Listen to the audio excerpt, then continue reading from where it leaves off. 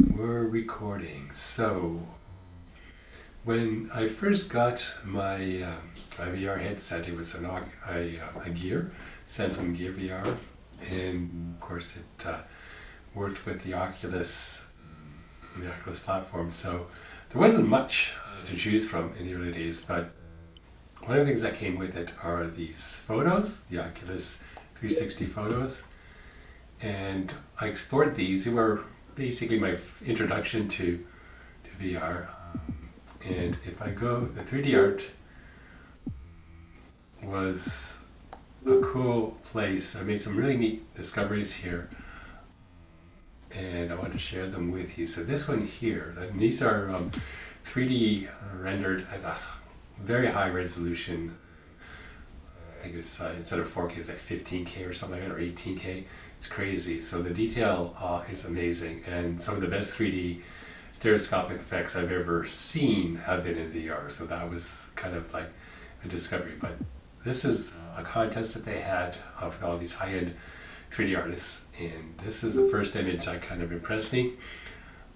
So the thing we notice here, and you're not going to see this in 2D, but looking down over this bridge, you get a definite sense of vertigo because of we can see through the ridge, and the depth is quite noticeable. And this is something that cannot be experienced in film or on the screen.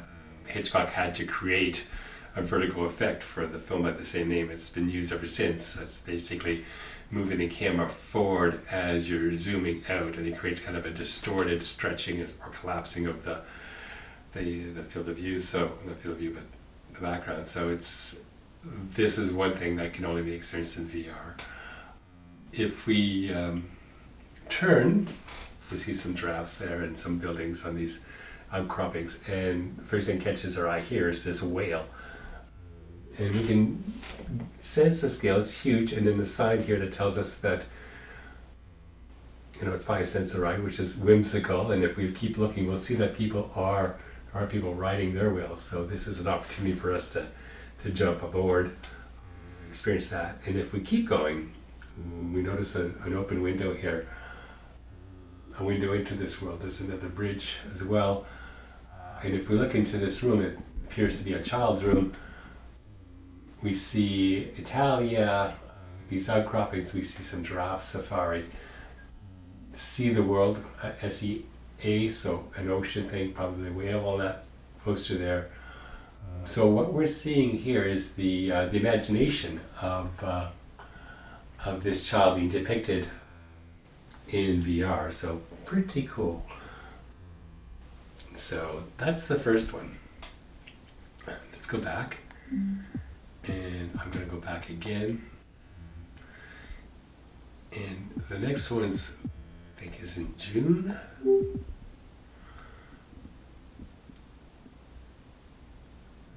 No, let's go back. I think it's in May then. May submissions. Yes, this one here called Nevermore. This one is particular because when we go into it, we notice this man, and he's holding an axe. He's in a log cabin. He has this glowing collar. It's a little weird. And we're attracted by the light here on the left. There's an open door, blinding light. And then we see this alien on the floor here. And he's shielding himself from that attack. And if we go back to the man, okay, we get the connection with the axe. And then we follow the arm and we see another alien who's trying to get away from him. So he's caught one. And obviously this is an abduction scene. Never again or never more means that he's prepared for their abduction this time. And if we keep turning, we notice that, whoa, there's this guy. And again, this is something you can't experience in 2D, but this hand is coming right at me. It's like right in my face. So this kind of shocked me when I experienced it first. Like, whoa, right there, made me jump. So this is in film we call this a reveal. So it kind of sets you up. And so this is an example of storytelling in a single image. They used to do this with paintings all the time. There's a history. And I'm just really impressed by the fact that I was able to piece this together as I swiveled in my chair. So really cool example of that. And now we know why he's looking at us because we're about to be taken ourselves. So let's go back. I have a few more examples. And for these ones, we want to go to the BLR or Blur showcase. This is a high-end special effects CG house in Montreal, and they're working. This is a sci-fi piece, a short film that they produced, and they created some 3D stills. And again, this is another example of storytelling and other impressions. The training one here. Start with that one. And this, I have to look up to see how big this thing is. So this is one thing that VR also provides that is unique, is a sense of scale. A sense of presence, of course the environment, and a sense of scale. No matter how big you depict this on a screen, on a flat 2D screen, even in IMAX with 3D glasses, you will not get this sense of scale. Because in VR you feel like you're standing right up there. So you're using your own body as reference. So this is unique to VR in terms of experience. And if I turn to see where this thing is pointing, we see targets. They're human shaped. And it looks like this thing is a pretty damn good shot. So I wouldn't want to be on the wrong side of this thing. So lots of attention to detail here in terms of the environment. Of course, the sense of depth is amazing. And detail too. You can practically read the barcode here. It's amazing. So let's go back to one more.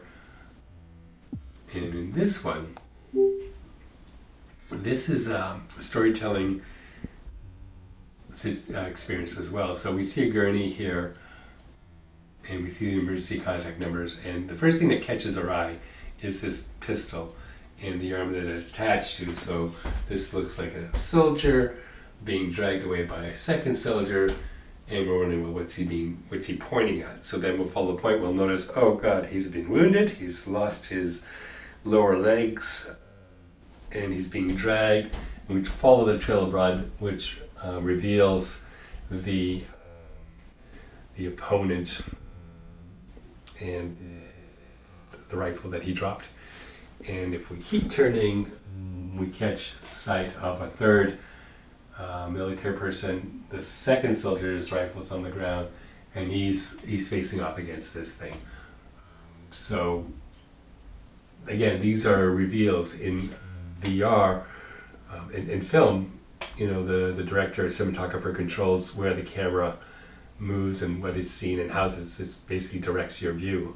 In VR, you are the camera. So if this scene had started, for example, it depends how you stage it. If this scene had started with this robot, then you say, wow, this thing's big. And you would see the hospital setting, you would see the overturned gurneys and tables. And then you would catch sight of this blood. And the reflection looks really good, by the way. It goes right through that. And then it would lead to, this, source of the blood. And then we would see these two guys, fighting up against it. And if we were to keep turning, we'd see a bit of the rifle there, which would lead us up to this fellow. So it's two ways of approaching the same scene. So it all depends on where you decide. Basically in VR, you guide the audience just by setting them up. And often the reveals, the surprises are behind you. So you kind of, and sometimes they're right above you. Or if you look down, then you usually can get a sense of height and stuff like that. So just wanted to share these early, well, by now they're quite a few years old, but the idea that, in order to tell a story, you don't need moving pictures. You can do it in a single frame. So that's it.